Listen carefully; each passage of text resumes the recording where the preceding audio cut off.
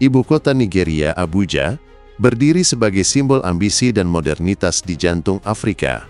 Kota metropolis ini, dengan populasi lebih dari 6 juta jiwa, telah menempatkan dirinya sebagai salah satu pusat kota paling berkembang di benua tersebut.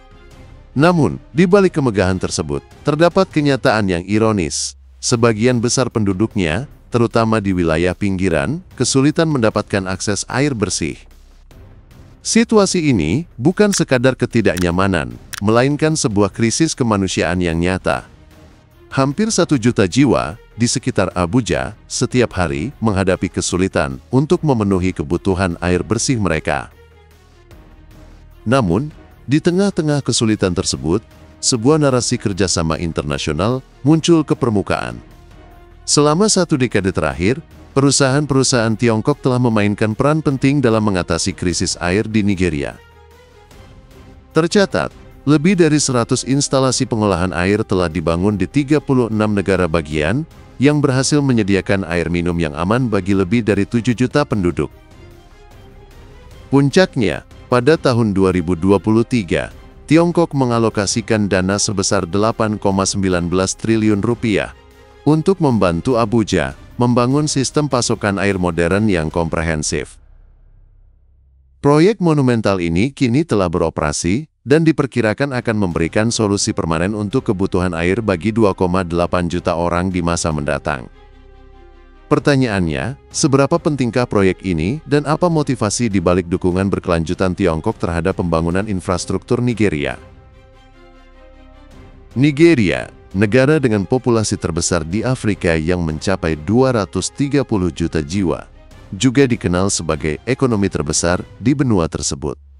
Sebagai negara dengan konsumsi air tertinggi di Afrika, kesulitan terkait pasokan air bersih menjadi isu krusial. Di Abuja, konsumsi air per kapita mencapai 58.400 liter per tahun. Kapasitas instalasi pengolahan air yang ada sebenarnya mampu menyediakan 175,2 miliar liter air per tahun, yang secara teoretis cukup untuk memenuhi kebutuhan sehari-hari. Masalahnya terletak pada jaringan distribusi yang tidak memadai, menyebabkan kualitas air keran di banyak kota pinggiran dan pedesaan tidak layak konsumsi. Akibatnya, banyak keluarga terpaksa membeli air kemasan, sementara keluarga dengan kondisi finansial lebih baik memilih untuk menggali sumur pribadi. Namun, biaya penggalian sumur tidaklah murah. 1 unit pompa tangan saja bisa mencapai 214 juta rupiah, belum termasuk peralatan lainnya. Bagi sebagian besar warga, mendapatkan air bersih setiap hari adalah kemewahan. Data statistik menunjukkan bahwa kurangnya jaminan kualitas air minum ini mengakibatkan sekitar 60.000 anak di bawah usia 5 tahun meninggal setiap tahun karena infeksi demam tifoid akibat mengonsumsi air yang terkontaminasi. Pemerintah Nigeria telah berupaya mencari jalan keluar dari masalah ini. Namun, mereka dihadapkan pada kendala teknis dan kekurangan peralatan konstruksi yang diperlukan untuk membangun sistem pasokan air berskala besar. Dalam keputusasaan, Nigeria mencari bantuan dari komunitas internasional.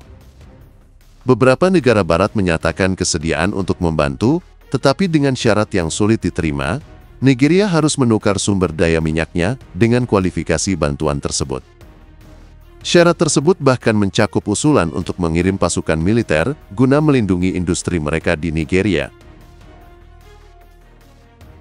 Nigeria, sebagai salah satu kekuatan minyak di Afrika dengan cadangan terbukti mencapai 37,2 miliar barel, menolak tegas syarat yang dinilai merugikan kedaulatan bangsa. Di tengah kebuntuan tersebut, tawaran bantuan dari Tiongkok seolah menjadi secercah harapan. Pada Juni tahun 2023, Nigeria secara proaktif menjalin kerjasama dengan Tiongkok dalam Forum Kerjasama Infrastruktur Tiongkok Afrika.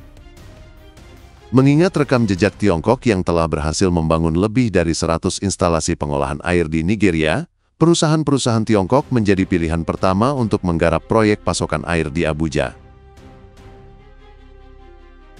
Tim insinyur Tiongkok segera bergerak cepat setelah tiba di Nigeria pada Juli tahun 2023.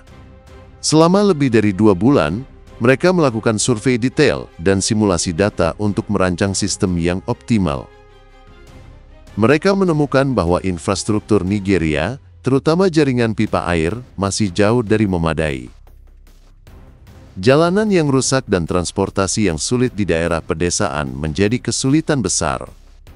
Untuk mengatasinya, tim Tiongkok berkoordinasi dengan pemerintah setempat dan berdialog langsung dengan warga untuk merancang rencana pembangunan yang melibatkan komunitas. Setelah serangkaian negosiasi, kesepakatan tercapai, memungkinkan proses konstruksi berjalan lebih lancar. Namun, kesulitan berikutnya muncul. Distribusi air yang tidak merata. Wilayah selatan Abuja kaya akan sumber air, sementara utara mengalami kekeringan parah. Untuk menyelesaikan masalah struktural ini, Tiongkok mengirimkan tim ahli berpengalaman untuk bekerja sama dengan insinyur lokal. Setelah 3 bulan penelitian dan modifikasi, sebuah desain yang komprehensif dan layak akhirnya disepakati. Seluruh proses konstruksi mempertimbangkan kebutuhan spesifik di setiap wilayah, menerapkan pendekatan yang disesuaikan dengan kondisi setempat. Setelah berbagai rintangan berhasil diatasi, proyek pasokan air ini rampung pada Juni tahun 2025. Proyek senilai 8,19 triliun rupiah ini merupakan salah satu proyek infrastruktur skala besar yang langka dalam kerjasama Tiongkok-Afrika. Biaya proyek ditanggung bersama, dengan Tiongkok menyediakan 85% dana konstruksi, sementara sisanya didanai oleh pemerintah federal dan lokal Nigeria. Jaringan pipa baru yang membentang sepanjang 422 km, setara dengan jarak antara Abuja dan kota pelabuhan terbesar, Lagos, akan mampu menyalurkan 550.000 meter kubik air per hari. Ini setara dengan menyediakan pasokan air stabil bagi sekitar 300.000 rumah tangga. Masalah akut di mana pabrik pengolahan air tersedia, tetapi tidak ada jaringan pipa untuk menyalurkannya ke rumah penduduk akhirnya teratasi. Proyek ini tidak hanya akan melayani lebih dari 2,8 juta penduduk, tetapi juga menggunakan peralatan, standar, dan teknologi Tiongkok, yang sekaligus melatih sejumlah besar tenaga teknis lokal dalam pengoperasian dan pemeliharaan sistem. Kerjasama Tiongkok-Nigeria tidak terbatas pada proyek pasokan air. Sebelumnya, Tiongkok juga berperan dalam perbaikan pembangkit listrik tenaga air Kanji, yang merupakan tulang punggung sistem kelistrikan Nigeria. PLTA yang dibangun pada tahun 1968 ini mengalami penurunan kapasitas akibat manajemen yang buruk dan peralatan yang usang. Ketika pemerintah Nigeria membuka tender internasional, sebuah perusahaan konstruksi Tiongkok berhasil memenangkan kontrak perbaikan untuk 3 unit turbin. Tim insinyur Tiongkok berhasil mengatasi kesulitan teknis, seperti peralatan yang sudah tua dan data pemeliharaan yang tidak lengkap. Mereka menggunakan teknologi pengukuran di tempat dan pemodelan terbalik untuk merekonstruksi peralatan lama, sehingga berhasil meningkatkan kapasitas pembangkit listrik lebih dari 25%.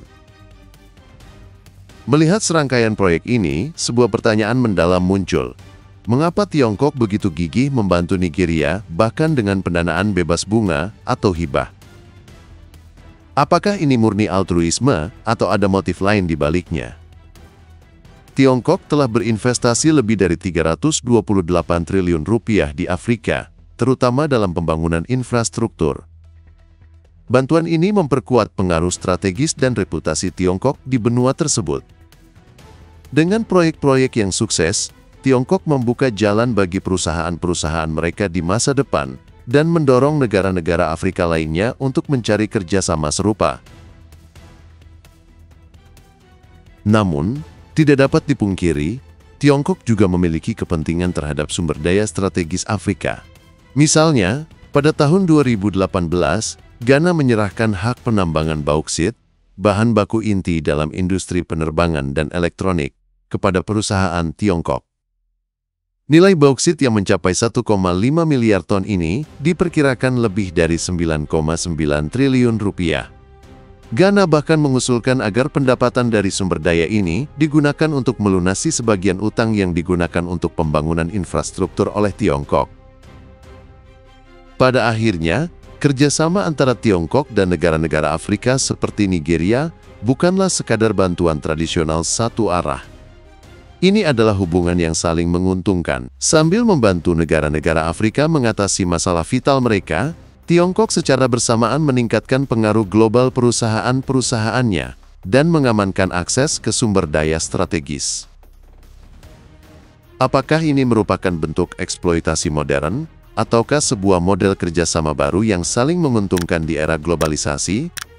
Mungkin kita perlu merenungkan kembali sejauh mana batas antara bantuan dan kepentingan strategis dapat ditarik, dan apakah memang ada batas yang jelas di antara keduanya.